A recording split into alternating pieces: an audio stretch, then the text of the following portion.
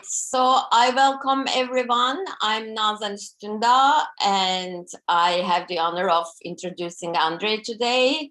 But before doing that, I will give the floor to Serdar Sadi, who is the chair of the Institute of Social Sciences at Rojava University. He will explain several technical issues, and then I will take the floor again. Thank you, Serdar. Thank you so much. Thank you very much, Nazan. Hi, everyone. Dembash. It's great to be with you again after yesterday's lecture at the University of Kobani. As Nazan said, I'm the director of the Institute of Social Sciences at the University of Rojava. So on behalf of the Institute and also the University of Rojava, I'm very pleased to welcome you all to this online lecture by Professor Andrej Grubačić, which has been organized by the Department of Genealogy at the University of Rojava. So as Nazan said, I just want to give a few housekeeping notes. This lecture is currently live on the University of Rojava's YouTube channel. Very unfortunately, the link that we shared, for some reasons, it does not connect with the Zoom, so we need to change the link. And I shared the new link on the website and on social media. And I'm also sharing it with our attendees if you can share it with your colleagues, with your friends, with your networks. We have we hope to have some time for questions and answer sessions after the lecture. So if you're in the webinar room, please write your questions in the Q&A box and in the comment sections on YouTube if you're watching this lecture on YouTube. And if you're in the webinar room, there is a simultaneous interpretation option available from English to Kurdish Kurmanji and vice versa. Please check the interpretation section for the two channels, and Mr. Jalil Kaya is our interpreter today. And the interpretation option, unfortunately, is not available for the live broadcast on YouTube. I want to say that also in Kurdish. Agar ku hundi odaya webinar dana لبني أودا وبینار جی کی هج دبیجه interpretation لبی داره هند کارن ترجمه کردی راست راست یا وی گوتارا پروفسور گروباچی گهداری بکن تنی در بازی باشا interpretation بن و لبی داره کردیش کرمانجی هند کارن هل بجیرن. I think that's all for me, Nazan. Thank you very much, and I hope you all enjoy this lecture very much. I was looking forward to hear from Professor Grubačić. Thank you. Thank you, Serdar. And just a reminder, please start writing your questions towards the end of the talk and not in the beginning of the talk, so we don't get distracted by the questions. Okay. So this is part of a series of lectures that Integral Studies in San Francisco and Rojava University Genealogy Department were doing together. And today our guest is Andrej, my dear friend Andrej. I have the honor of introducing him. Andrej Grubačić is the founding chair of Anthropology and Social Change Department at the California Institute of Integral Studies in San Francisco. He is the editor-in-chief of the Journal of World Systems Research and affiliated faculty at the Berkeley Center for Social Medicine, University of California, Berkeley. Born to a family of Yugoslav anti-fascists and communists, he was a practicing anarchist from the tender age of 13. Following the collapse of socialist Yugoslavia, Andrej left for the United States. He moved to the Fernand Braudel Center to work with the late Emanuel Wallerstein. In 2008, he moved to San Francisco and worked in the sociology department at the University of San Francisco. Andrej's interest in world history and anarchist anthropology has influenced his research perspective, which is focused on comparative research of stateless democracies and processes of mutual aid on the world scale. Following Peter Kropotkin and Fernand Braudel, he studies world history as a struggle between institutions of possessive individualism and institutions of mutual aid. His ongoing research on exilic spaces in the modern capitalist world system considers how spatial expressions of mutual aid are produced and reproduced as liminal relations autonomous from capitalist valorization and state control. This research is included in his UC Press book, Living at the Edges of Capitalism, Adventures in Exile and Mutual Aid, co-authored with Dennis O'Hearn. This book is a winner of the 2017 American Sociological Association Prize for Distinguished Scholarship. His other books include Wobblies and Zapatistas with Southern Lind, The Southern Lind Reader, Don't Mourn, Balkanize, Essays After Yugoslavia, Globalization of Refusal, and the forthcoming book on anarchism with Noam Chomsky. The title of Andrej's talk today is going to be Beyond Positivism. So the floor is yours, Andrej. Thank you, Nazan. So I hope that you all can hear me, and I will try to speak as slowly as possible because I heard that Slavoj was very fast yesterday. So in order to make it simple for Jalil, I will try to do it, to keep to the script, as they say. Also, I will try to be as brief as possible so we can actually have a conversation afterwards and moderated perhaps by Nazan or by Sadar. And I hope that conversation is also a response to some of the proposals that I'm going to try to make.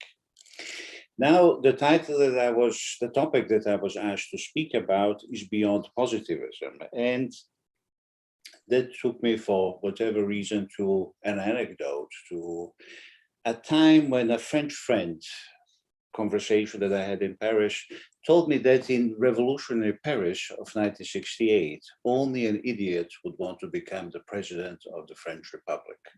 So what I would like to propose in this talk is to transform social sciences into a social movement and create a new zeitgeist, a new collective feeling, where only an idiot would want to become a president of the American Anthropological Association.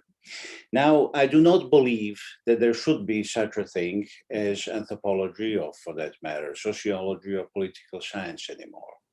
I believe that we need to reinvent social sciences to recognize the intellectual irrelevance of the disciplinary boundaries created between 1880 and 1945. At present, we find ourselves working in the structures of knowledge that are confused, that are not useful, where we search and struggle how to survive organizationally in a precarious moment of a world systemic crisis. According to Abdullah Öcalan, getting to this point was a long and complex process. I like to read Öcalan because to read him is to rest from prejudiced banalities and deceived wisdoms paraded as academic common sense. Social sciences, Öcalan argues, are Eurocentric concepts, damaged concepts, and political concepts. They're damaged primarily, but not only, due to pernicious influence of positivism.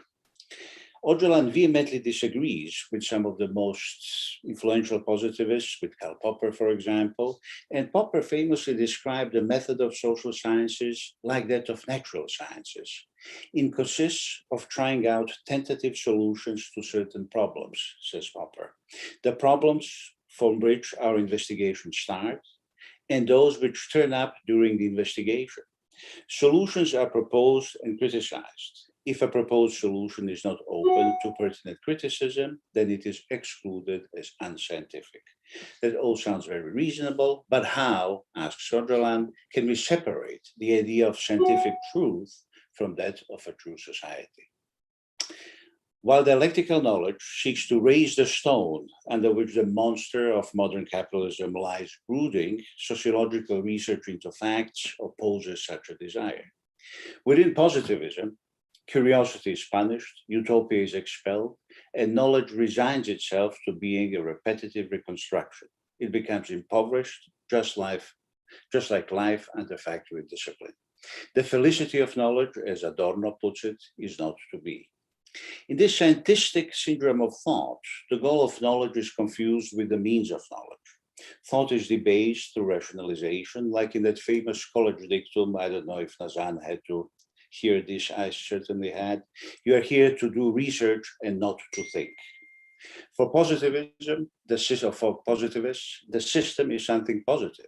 For dialecticians like Abdullah Hocalan, the system is the core of what has to be criticized. Positivism is disguised anti-intellectualism, already present in Hume's degradations of ideas to copies of impressions. But it is also a disguised Puritanism.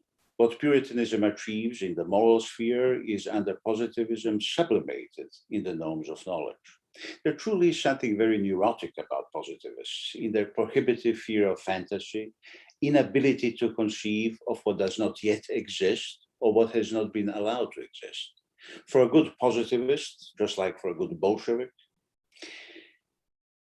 everything that is art, that is mythology, that is imagination, serves as a rubbish bin for those things that are excluded from this, what Habermas calls restricted positivist experience. But positivism, and this is most dangerous, is politics in disguise. Social sciences are political concepts, Hocalan says, constructed in the service of the state and capital.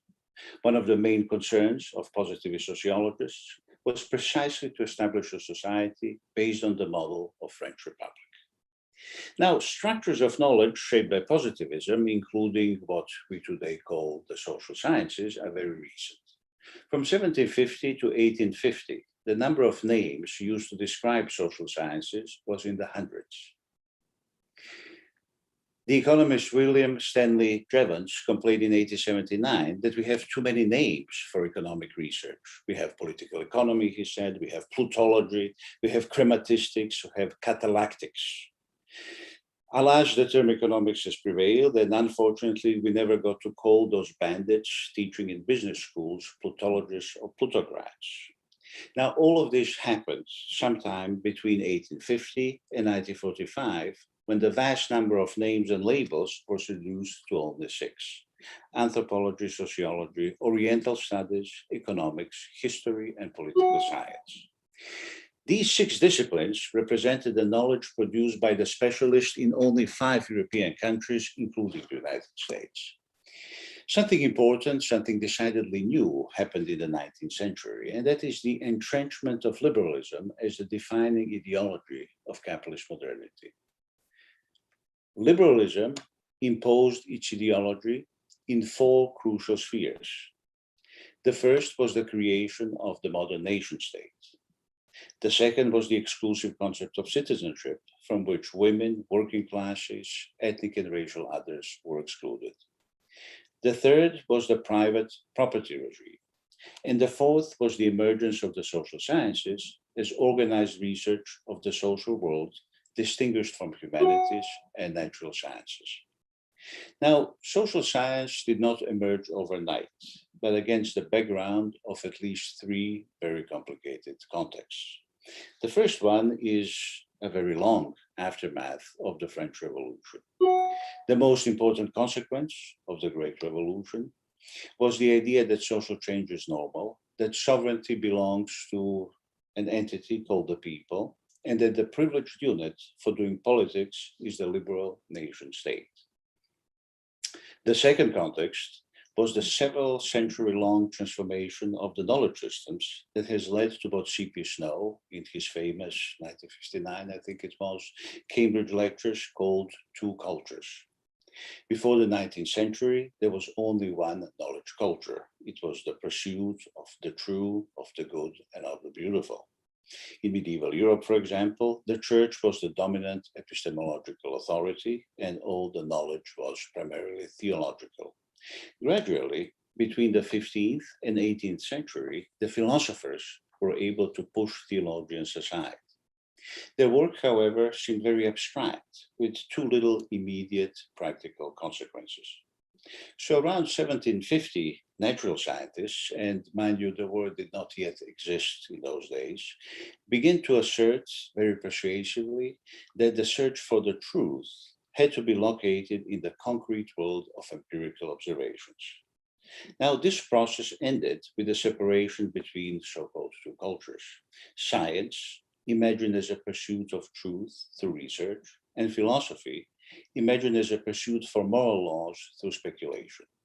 This separation implied a very clear division between what is true and what is just, between scientific truth and a true society. The third context is the rise of modern university.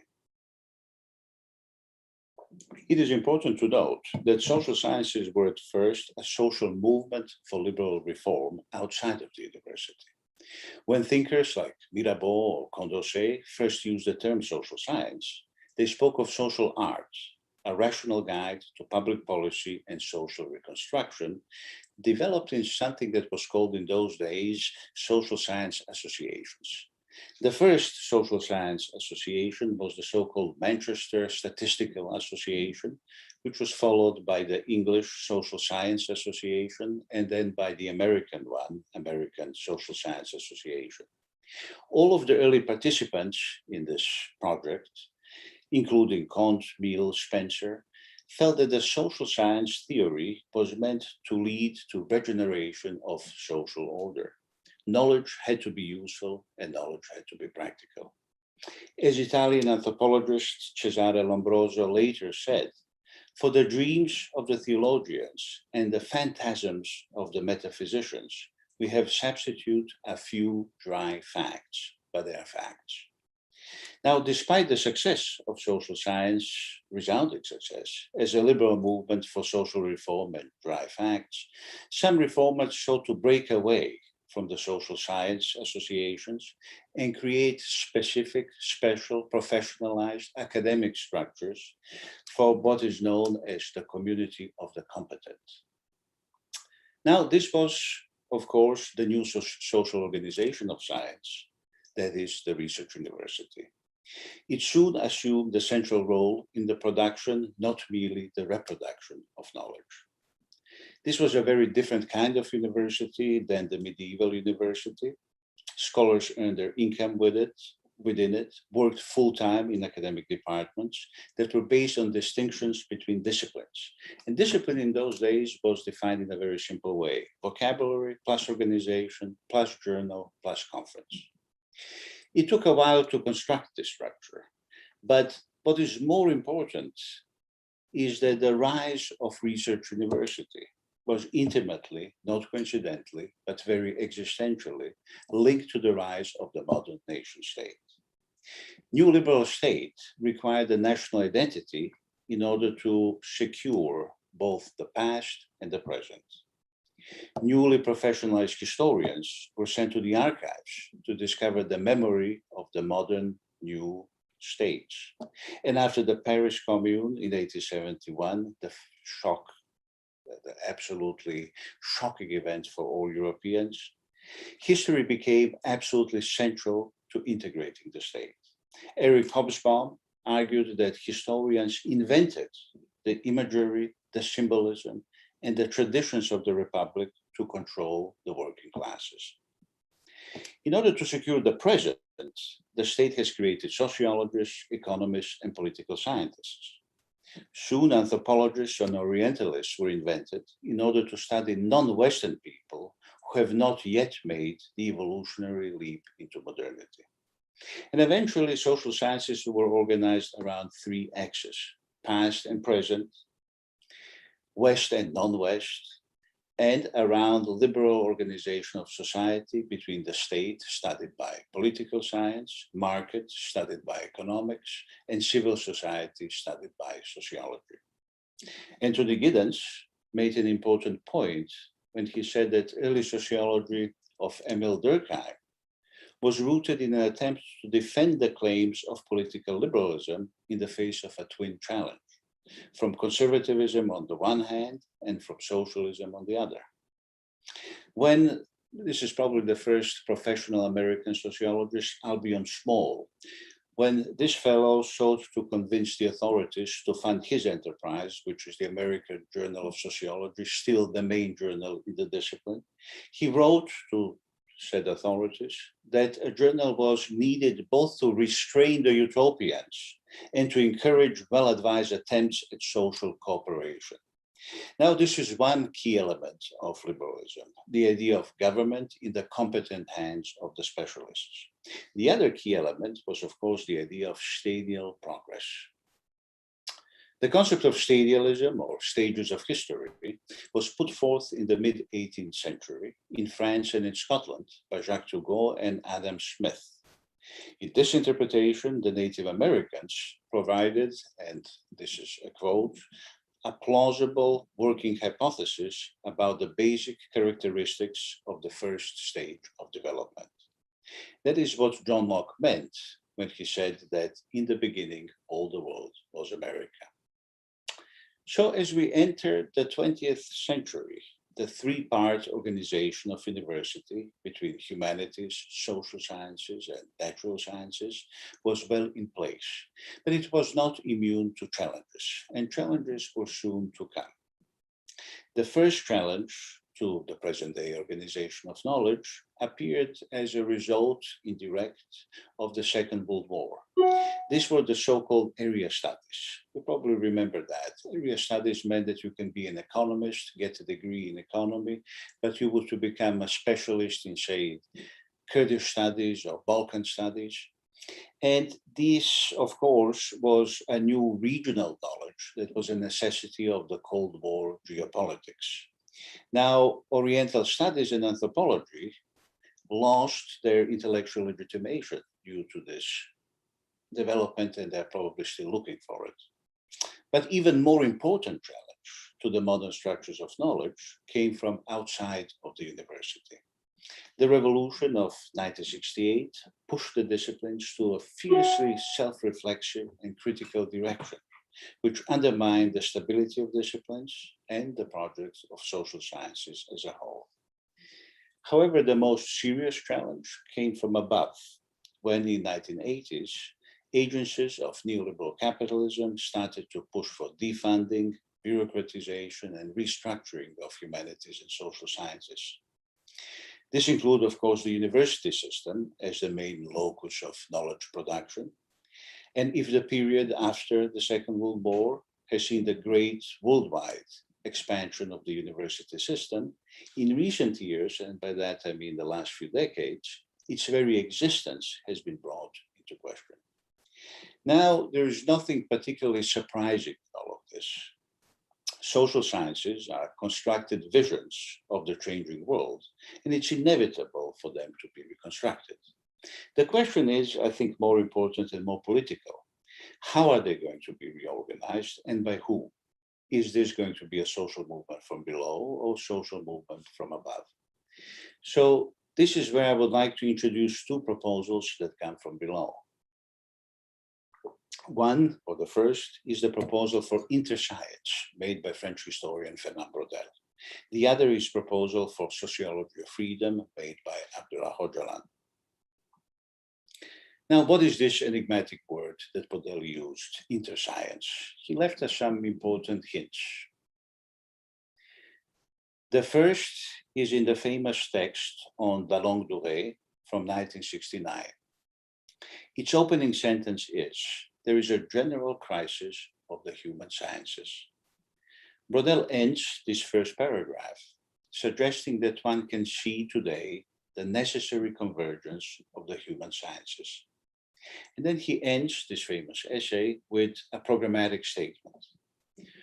On the practical level, I would hope that the social sciences stop for the moment arguing so much what is or is not social science, what is or is not a structure. Let them rather try to spell out the elements that would permit us to achieve a preliminary convergence. Myself, I believe these elements are mathematization, narrowing in on the locality, and the longue durée. Now, this is a striking paragraph for many reasons. Probably the most important one is that this preliminary convergence cuts across the epistemological divide that has informed the social sciences or division in social sciences for at least 100 or 150 years. This is the positivist division between nomothetic and ideographic methods. Brodel calls for what he calls mathematization, which is dear to the heart of nomothetic, quantitative social scientists. But he also calls for an ideographic emphasis on local specificity and qualitative research. And finally, he proposes the study of long-term, large-scale social change. 2 years later, he published a journal article on the unity and diversity of social sciences. Here he said that in constructing our unity, all kinds of research are of interest to us. Let us hasten the movement that is standing everywhere in the world to move forward to unity. If necessary, let us skip stages whenever this is possible and intellectually useful. Tomorrow, it will be too late. He rejected the idea that history and sociology are different disciplines. They constitute, he said, a single adventure of the mind, not obverse sides of a single cloth, but the entire cloth itself in all the complexity of its threads. In this article, he ends with provocative statement. There can exist no social science without reconciliation. Setting social sciences one against the other is easy enough to do, but these quarrels seem quite dated. We are in need of new music. For me, there is only a unitary interscience. If one marry history and geography, one is wasting one's time. One must do everything at the same time. I myself am in favor of generalized promiscuity. Those who do interscience by marrying one science with another are all too prudent. It is bad morals that must prevail. Let us mix together all the sciences, including the traditional ones, philosophy, philology, who are not as dead as we claim. So there it is. Interscience is a singular historical social science. It is the whole of them. It's not an interdisciplinary, multidisciplinary, transdisciplinary collaboration. It is an interwoven cloth with countless threads. This was received as an outrageous proposal, not to be discussed in polite academic company. Fernand Brodel underestimated the opposition. Where there are bad morals, or where new music becomes too loud, the neighbors usually call the police. And the logic of police, Jacques Ranciere's notion is useful here, is the management of common affairs by competent people. What Brodel called for, against the police logic of academic disciplines, is for the politics of social science, politics that rejects the outdated distribution of disciplinary competences. And it is several decades later that Abdullah Öcalan issued his call for a new kind of social science. It is really interesting to me how similar his words are to the ones of Brodel. He begins by saying, overcoming the crisis in the social sciences is a priority. And then he continues, freed of the obstacle of positivism and Eurocentrism, the exploration of truth is now on a more favorable path. A social science that makes social nature as a whole in all places and all times the topic of research has two tasks. On the one hand, it must provide the direction for physics, chemistry, biology, cosmology, all of which are basically connected to society. And on the other hand, it must orient the humanities, including philosophy, literature, and the arts. It would bring together the end of separation between truth and freedom. The family tree of science can only be drawn with the social sciences at its roots. The fundamental unit of research or analysis for Öcalan is moral and political society, which he considers the very state of existence of social nature. And the ultimate goal of this newly reconstructed social science is to develop the option of freedom. So sociology of freedom would be a singular social science, one that defines freedom as awareness of life and truth as exploration of freedom. Now, of course, Öcalan is not saying that all social sciences should become what academic sociology is at the present. He says that sociology should deal with prehistoric society, hierarchy, class, state, city, civilization, organization, institutionalization, ideology, ecology, genealogy, theology, eschatology, and so on. This again bears close resemblance to what Brodel called in his metaphor an interwoven cloth with countless threads. There is a substantial agreement between these two intellectuals. Separation of two cultures has led to the search for good society being effectively eliminated from the world of knowledge, and the search for the truth or freedom circumscribed into the world of microscopic positivism. To overcome the crisis of social sciences is to recognize that knowledge is a singular enterprise and that there are no fundamental contradictions of how we may know the natural and social world. They're both integral parts of the same universe, and the truth cannot be separated from fantasy, from art, from beauty, from justice, from all these metaphysical phantoms that positivists so neurotically reject. In this way, social science could become a crucial link connecting natural sciences and humanities. So this would be my existential proposal. We should refuse to perpetuate the liberal organization of knowledge and state-centered science. Our present task, and I do think it's a very urgent task, is to institute intellectual structures of knowledge that are going to be useful in a struggle for a new civilization. If the old social sciences were social movements for liberal reform, new social sciences should become social movements for a democratic civilization. Most strategically speaking, I would like to propose to make Rojava a revolutionary center of the new social movement of social sciences. Ferdinand Brodel's mistake was to look at the new forces within the universities in the center of capitalism. There's too much police and too much old music there. The light and the new music tend to come from the cracks, and I know of no other crack in capitalist civilization that is shining brighter than the one in Rojava. Liberalism imposed on us the organization of knowledge around market, state, and society. Revolution in Rojava has brought us a very different kind of trinity: women, life, and freedom.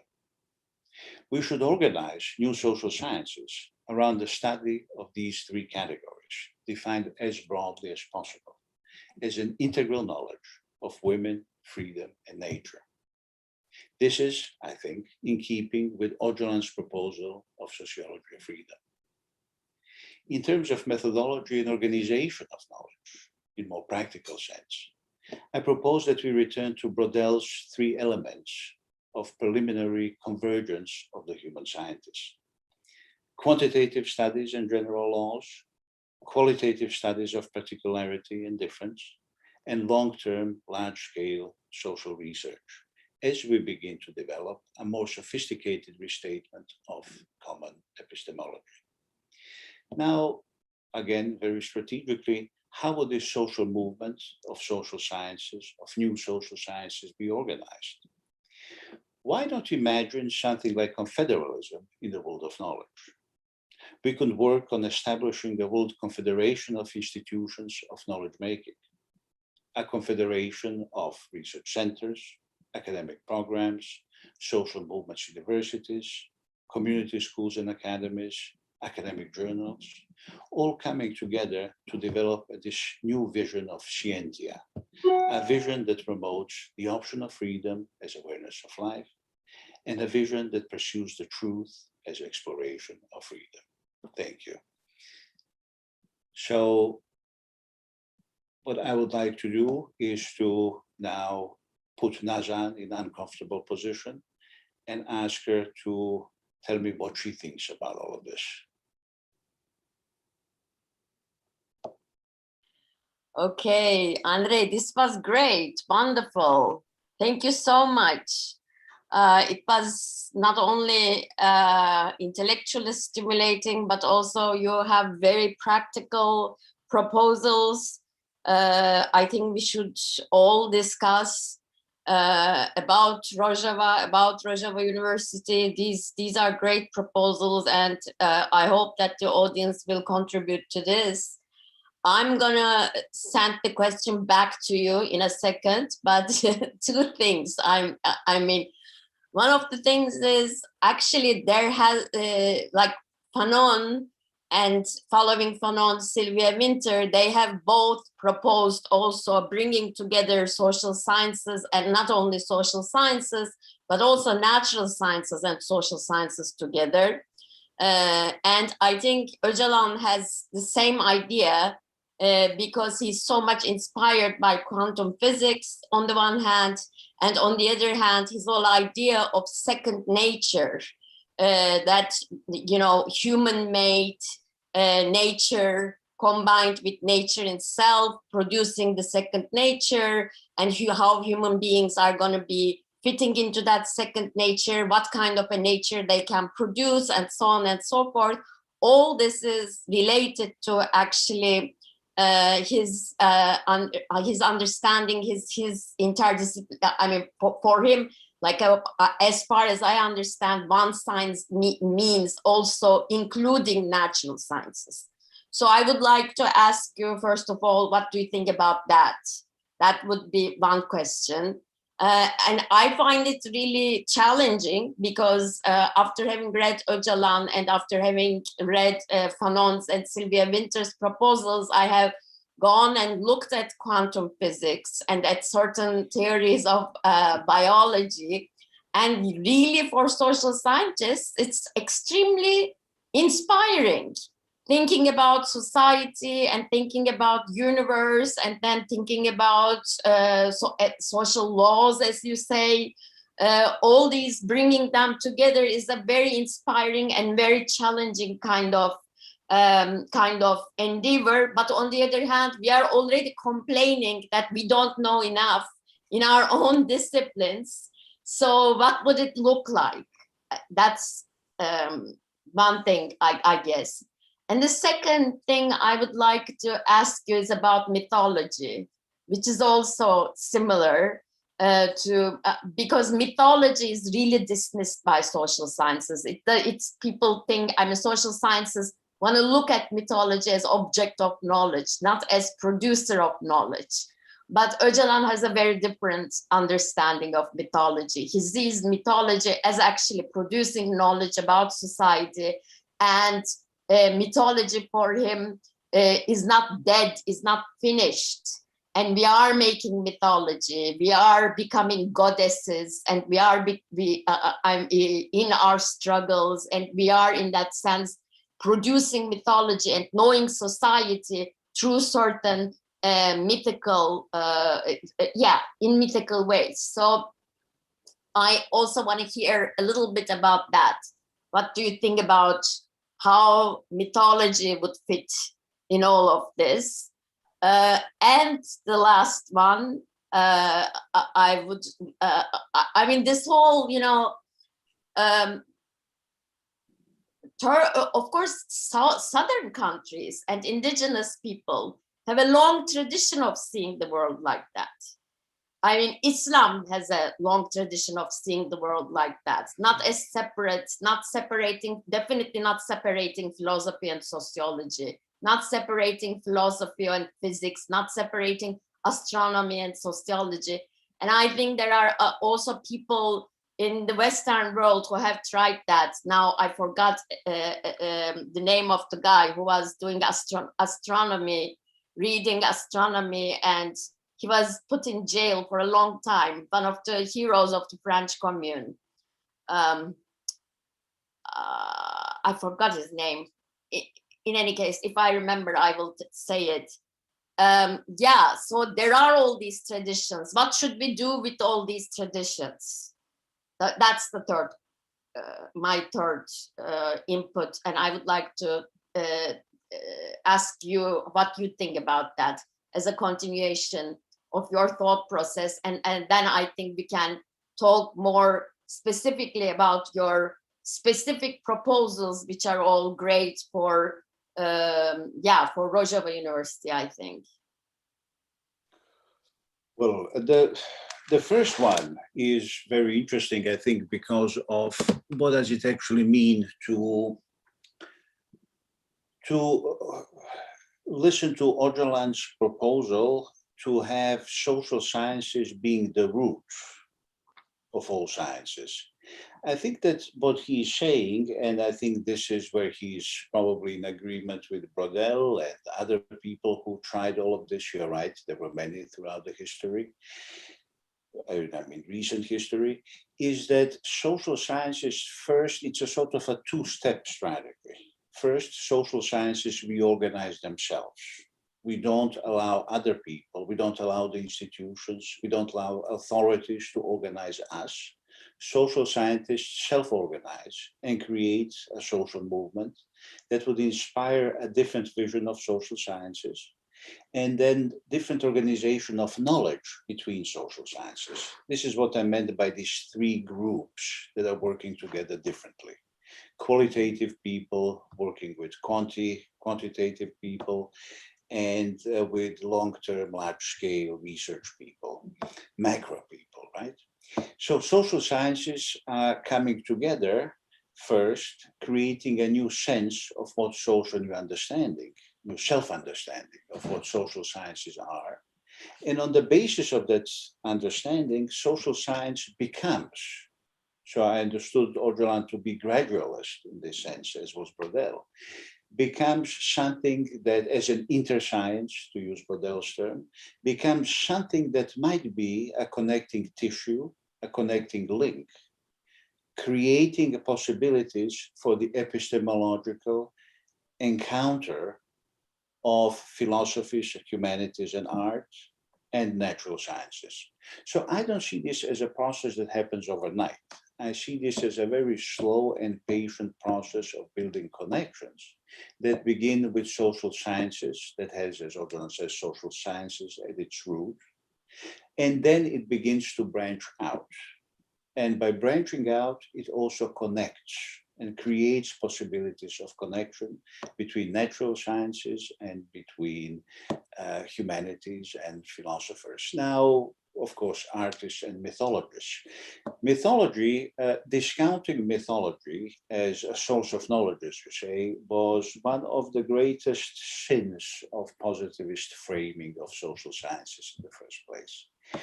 We can think about this, and I was trained originally as a historian, and I was sent to the archives with famous Ranke's dictum to find out what actually happened.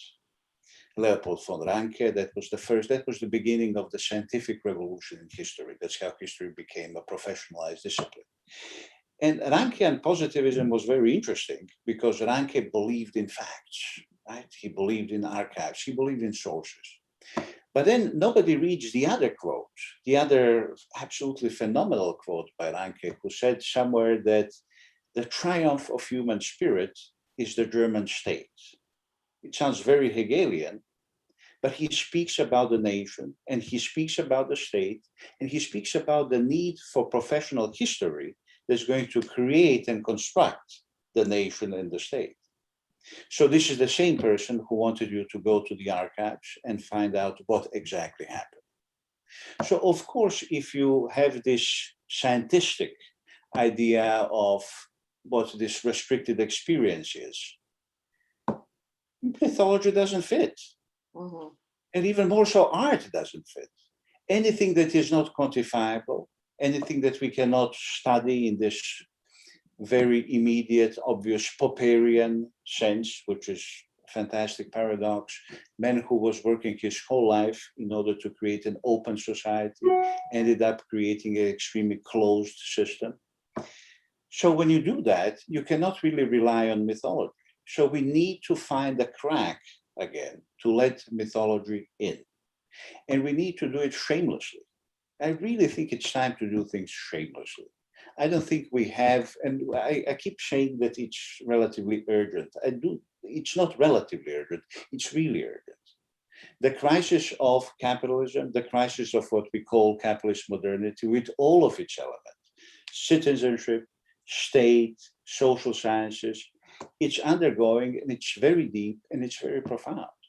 So if we don't find an answer to this, it is going to be pretty ugly.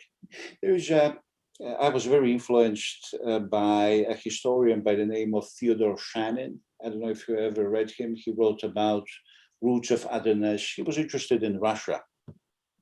He was mostly thinking about Marx and Vera Zasulich and how Russia can go and become socialist and skip the stages of history.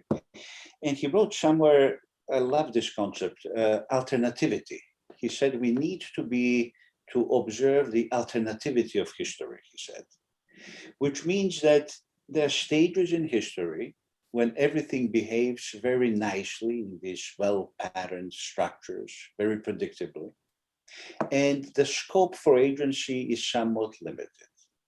And then there are these periods of time when there is a breakdown of these structures, a paradigmatic shift, he called it, when there is a very high alternativity of history. So low alternativity, high alternativity. And in those moments, the scope for originality, for human action and agency becomes huge. Alternativity becomes very high. And I think this is exactly the time that we live in. The alternativity of history is extremely high, and the time to make these changes is now. To be shameless, not to be, as Podell says, prudent, to accept bad morals and generalized promiscuity, means to embrace mythology and to say it to positivist social scientists, basta. We had to suffer centuries of misinterpretation and savage attacks on knowledge. Enough. It's time to begin differently. And if we begin differently, then we have to take into account all of these other proposals that you just mentioned. Fanon's proposal, I would love to hear more about. Sylvia Winter's, I'm familiar with, and I think these are all very fine and very subtle and to me very convincing attempts to open up all of these traditions that you have mentioned, from Islamic traditions, all of these things that were, in a certain sense, made invisible or absent or not defining in the construction of what we call modern social sciences. And even Öcalan writes about social sciences existing everywhere in different periods of time. He speaks of old social sciences. But when he gets to capitalism or to capitalist modernity, he speaks about modern social science that is, as he says, completely Eurocentric, and it's not a surprise. They were created in 5 or 6 countries at the moment of the European hegemony in the capitalist world economy. So that's hardly surprising that they would be Eurocentric. But it's time to move away from this. And the movement away from this, I think, was very slow, but very convincing, and especially after 1968. Immanuel Wallerstein used to speak about he was completely fascinated with Ilya Prigozhin and with the complexity studies in natural sciences. Like you, when he gave me to read these things, like you, I didn't know what I was reading. All of a sudden there was quantum physics, there were all of these things. I didn't understand a single word. But he was arguing for a different concept of time, Prigozhin did. And he was talking about the error of time. And he was talking about this fundamental uncertainty that exists in social systems. There was something really interesting. He basically was hinting that physicists are inferior sociologists. And he said, we physicists have a sort of an inferiority complex speaking to you sociologists. And everybody was, what on earth are you talking about? Because physics is this thing that we need to imitate in our methods, in our thinking. This is our horizon of aspiration and desire. He said, no, because human world, social world, is so much more complex. And that is one of the things that complexity studies brought to the conversation. And then again, Emmanuel, but also other people would always mention cultural studies, which on those days were a new thing, right? After 1968, that was this push opening to again see things in a slightly different way.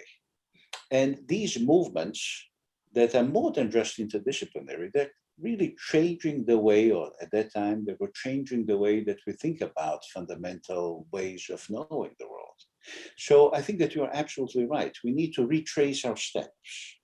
We need to go back to each one of these proposals and see how are they actually attempting to come close to interscience or sociology of freedom, because again, you're absolutely right. The idea is to have eventual epistemic reconciliation between natural sciences and between humanities, with social sciences playing a sort of intermediary role of an interlocutor who makes this a possibility. All of this sounds wonderfully abstract, but I think that with all the knowledge that has been accumulated, anti-systemic knowledge in the world of knowledge structures, we have some experience, and we also have a lot of energy. And again, there is a sense of urgency that I think is very important to acknowledge. Thank you. Again, thank you so much, Andrej. Now you have a question from the audience, from Metal Exo. Could you elaborate a bit more on how the suggestion of Brodel of quantitative studies become an element of the new liberating social sciences? Isn't it too much about separations, isolating elements, building categories in isolation from each other, and form the complexity of life?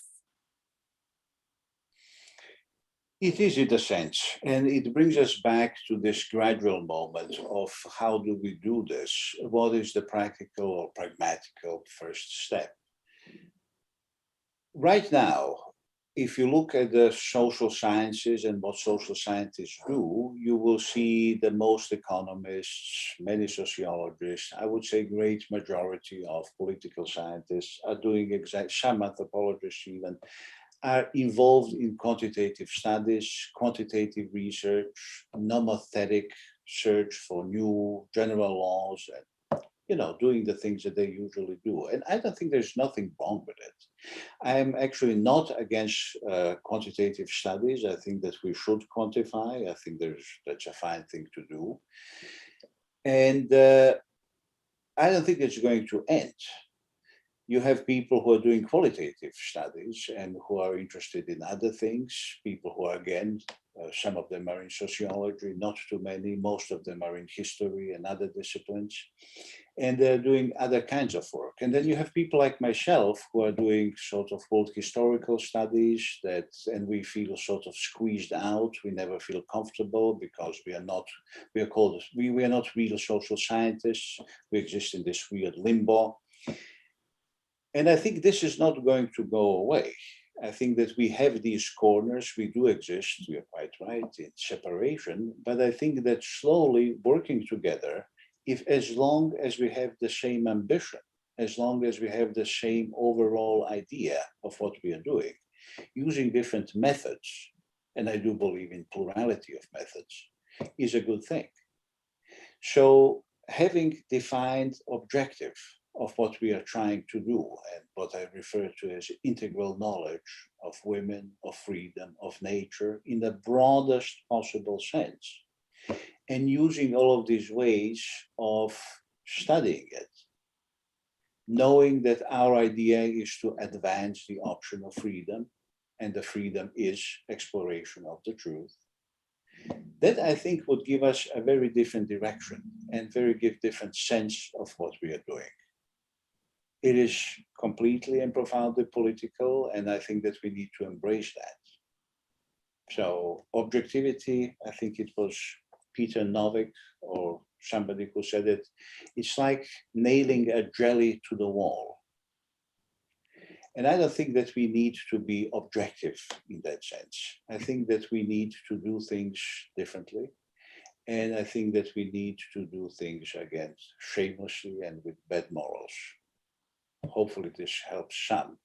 But again, division of labor within social sciences is probably necessary, at least to begin with. And how can we then construct a common way of thinking? How can we come even closer, I think, is an interesting question. But most of these things, and again, this is why the proposal, of course, is very provisional. Most of these things are improvisational, practical. We have to discover them as we walk, as we do, as we experiment, as we write. Andrej, you have several questions that came from the YouTube channel. One of them I think is interesting.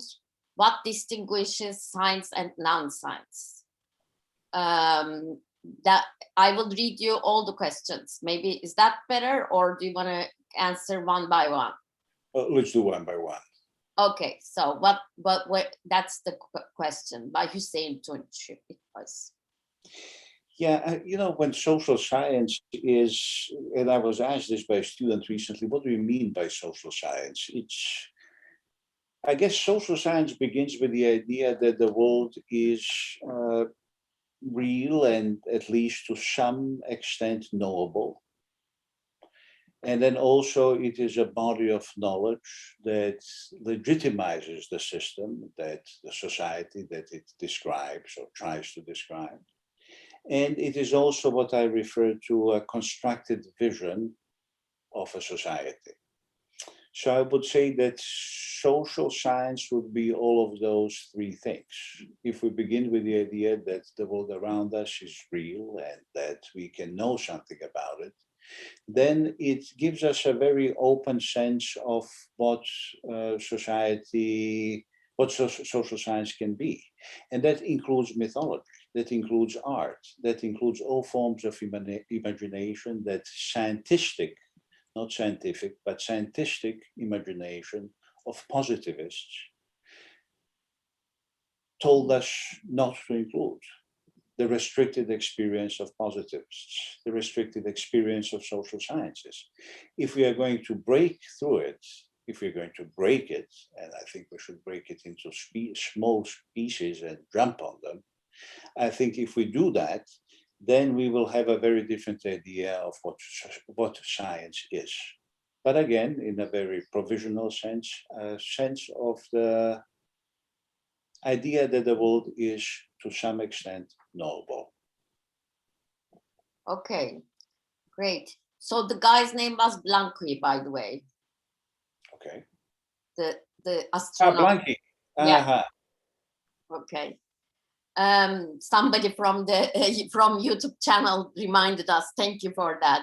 Well, he invented, you know, that he invented the definition of communism that we use. Yeah. From each to each. It comes from Blanqui. So one question, do you think we need the connection between psychoanalysis and social sciences for make issues about the relations between individual and society? Absolutely. I was speaking yesterday with a friend who is in Canada, who is doing work on exactly this. He's writing in introduction to Wilhelm Reich's book on exactly this topic. And I think that psychoanalysis is extremely important and extremely, I mean, just speaking from a personal experience, I'm trying to become a psychoanalyst myself in a Lacanian school of psychoanalysis. So I have a great respect for that kind of work. But same as Cornelius Castoriadis, French philosopher who discovered it rather late in life, it allows us, it helps me see how important psychoanalysis is in being able to speak about society. And as this link that connects individual to society, right? It is absolutely crucial. So I think that psychoanalysis has a lot to offer. And if I'm not mistaken, you had my fellow countryman Slavoj Žižek speak yesterday or day before yesterday. He is very interested in psychoanalysis in Yugoslavia. socialist Yugoslavia, we had these two ways of combining socialism with psychoanalysis. One was German, mostly in Croatia and Serbia. The one was French, the other one, mostly in Slovenia, where Žižek comes from. And there is a tradition in psychoanalysis that stems mostly from Slovenia, in which they're doing actually a phenomenal job in connecting capitalism and analysis of capitalism with knowledge of psychoanalysis. And I think it's definitely something important to think about. Yeah, you and I, we should talk about this at some point, because I discovered psychoanalysis in my late age as well, and I'm totally into it. We should definitely talk about this another time when we meet. Okay, another question. Why did I think that's the last question, I think, that came. Why the idea of freedom an issue of new social sciences when we live in power relations? When we live in? Power relations. So I assume, but what is meant is, why not the goal, the object of study, if you want, the subject of study is not power relations, but freedom. You know, I never thought of freedom as something that would exclude a different distribution of power relations. I had one of my teachers, Professor Anibal Quijano. He would always speak about socialization of power. So when you would ask him, what is socialism? And he was a socialist. He would say, socialism is a different distribution of socialization of power, a different arrangement of power relations. He didn't have much patience for anti-power, and he believed that the power is something that needs to be not taken because it's not a thing, but repurposed, redistributed, socialized. And I thought that was a good way to think about power. But I never thought of freedom to be in any way of opposition to that particular formulation. It was something interesting, I think, that happened with European modernity, and not European, capitalist modernity. And that is this, if you think about Europe, and this is going to take us probably into a conversation that might be interesting to pursue. I always believe that if we speak about decolonial, we need to include Europe in that definition of what decolonial is. And Azan and myself were recently talking about this book, somewhere here, Insurgent Universality by Maximilian Tomba, which I thought was fantastic, because he really speaks about the need to deprovincialize time by provincializing the present. And he speaks and he says that deprovincializing Europe is not enough.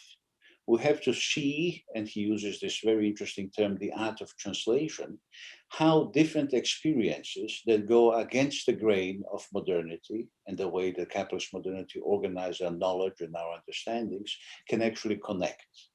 That's why insurgent universality. He's talking about how the directly democratic sections of French Revolution, something that Kropotkin wrote about, connect to the Haitian Revolution, and particular understanding of property relations and commune that was created there. How Haitian Revolution has many similarities to the Chiapas and Zapatista experience, how the indigenous people don't really own the land, but actually use the land. And then how he connects this in a similar way to Murray Bookchin, to the notion of usufruct, and the way that we do not really, and we should not really think about owning the land or owning anything really, but about using it. Very much part of the indigenous, or many indigenous ways of life, and also part of medieval Europe. In Europe, you had this idea of dominium utile, which basically meant the same thing. You can use things, you cannot own things. And something weird that happened in capitalist modernity is separation of these two things, between freedom and ownership, between freedom and ability to use things, between commons and between direct democracy. Tomba calls it plurality of authority, but it's fine, he means the same thing.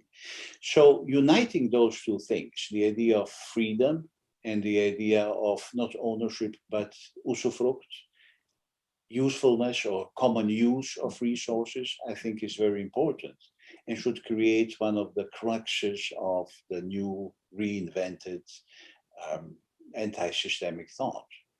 So freedom in that sense is something that would include power relations. And to me, freedom goes above and goes, it's a concept that not only includes them and rearranges them, but it is, and I guess this is why I call myself an anarchist, freedom becomes the most important, in my lexicon, most important word. Öcalan uses it, I think, in a very similar sense. The way that when people speak, when C.P. Snow spoke about two cultures, he spoke about a just society and he spoke about the pursuit of truth. And he said there is this huge divorce between the epistemological demand for the truth, which was usurped by sciences and later on scientific methods, and between this idea that we need to create a just, and have an idea what it is, a just world. Öcalan speaks about, not about truth and justice, he speaks about truth and freedom. And that's why sociology of freedom. And I think that he's right. I think that we should start talking about freedom again. And I know that freedom in social sciences, in humanities, in many progressive places has become a sort of a weird word that many people are using the term autonomy and some other equivalents instead. But I think that freedom is something that we should reclaim. And I think that freedom, of course, it depends how we define it, but I think that freedom is a very important concept. And it would, I think, not be in disagreement with your formulation. It would include a different distribution, different way of thinking about power relations, socialized and distributed equally. Okay, there is one more question, Andrej, and I think it's a very crucial question. Thanks for this great lecture, Andrej. The main critique that genealogy in particular and democratic confederalism as an organizational structure in general face is being too much partisan in the sense of a social movement. Another attempt of the academics is to fit the genealogy or Kurdish subject knowledge production to already existing Western-based social science theories and evaluate the Kurdish knowledge accumulation with regards to positivist methodological and epistemological criteria. This also results in devalorizing the knowledge coming from the objects of knowledge, the Kurds in this sense. I would like to ask if it will be possible for you to expand more on the ways in which the academic spaces as spaces of knowledge production can be revolutionized, where the social sciences can be transformed into social movements. I love this question. Yeah. You know, when I went to Rojava, I fell in love with genealogy, and I fell in love on purpose because it wasn't a scientific excitement that I felt. I felt it in somatically as well as in my body, as well as in my mind. I thought that I was in presence of something that I was hoping to see or desiring to see for a very long time. And all of a sudden in Rojava, a place that is experiencing social revolution, but so many other things, unfortunately, at the same time, you have this incredible movement for a new kind of knowledge, new kind of science, new discipline, but it is beyond science and beyond discipline. It is something that I honestly never imagined that I'm going to discover. And there it was. And meeting genealogy and encountering genealogy for me was one of those life-changing experiences. So when people say that it is not, that it's too partisan, I would counter it is not partisan enough. When they say it's too subjective, I would say it's not subjective enough. I think that we are risking, it's a completely understandable risk that we have. especially people who are trying to develop these new ways, new forms of knowing in Rojava. And that is to be scared. What are people going to say? What are people in the centers of European capitalist social science going to think? And it is a real fear and it's a real consideration. But I think that we need to somehow, which means you need to somehow push it away and embrace the fact that you're doing something that is truly revolutionary. So when I'm thinking about revolutionizing social sciences as a new social movement for new social sciences, I'm thinking about genealogy. And that for me was one of the main inspirations. And the first rule of cooptation is to try to make you look and resemble what they already are doing. So if you have a neighboring, say, a university that offers gender studies, they will try to make you do gender studies. If you have people who are doing feminism of the, say, third or fourth wave feminism or second wave feminism as interpreted in, say, Canada, they will try to somehow force you to do exactly that, what they are doing. And to me, that would be a great mistake. And it is, of course, understandable. And I don't think it comes from any kind of a bad faith. It is just the way that we are trained to think. So genealogy and other ways of knowing have to find a way to resist. Because genealogy, the way that I understand it at least, it's not gender studies.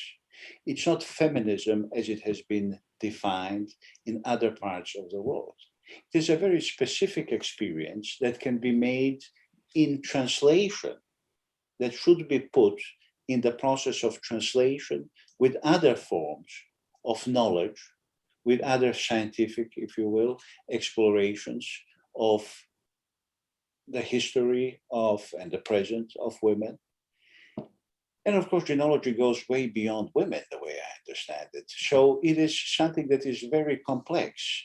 The way what Tomba and also Boaventura de Sousa Santos, whom I like very much, speak about translation. They speak about conversation between different systems of thought, different ideas about similar topics and about similar subjects that exist in different parts of the world. They don't say go and become feminist or go and become study gender studies. They also don't say don't create impenetrable barriers between the two, but try to formulate an art of translation between these experiences. In this sense, what you have to fight for is, and I think we all have to fight for, because I see this fight as my fight as well, to recognize genealogy as an experience in itself that has to be respected and acknowledged and actively involved in the process of translation with other similar projects, but not annihilated and not assimilated. And this is just the way that we are taught to think. We have positivism to think about it, and many other systems of thought and discipline that have been imposed. So it is to be expected that this is going to be the expectation, and this is something that we have to resist. We have to defend and develop genealogy, and to defend it by developing it and by translating it into these other contexts. They're all very important. They're all extremely interesting, but they're not all the same. Thank you so much, Andrej. We don't have any more questions, but this was really a great talk. I mean, we all benefited from it, and I'm hoping that Rojava University benefited from it as well. And yeah, it's great. Thank you so much. I'm just gonna give the floor one last time to Serdar, and thank you so much again. Thank you, Nazan and Serdar, and of course, Jalil, who helped us in translation. And yeah, it was wonderful to talk to you. Yes, I should also mention Jalil Kaya. Of course, he is a great translator. Thank you for having had the patience to do it today too. Thank you. Yeah, Serdar. Thank you, Nazan. It was truly amazing. I'm really grateful, Professor Grubačić. Very lucky to have you on the advisory board of the Institute with Professor Üstündağ, and this is what we are trying to achieve, to revolutionize our approach to social sciences. And it was really amazing to hear you today. Thank you so much again, Professor Üstündağ, for moderating this event, and Mr. Celil Kaya for translating, for interpreting this lecture. I would like to remind everyone who are listening to us, you can reach us at ssinstitute@rojavauni.com if you have any questions. And I hope you have a wonderful rest of your day. Thank you very much for joining us.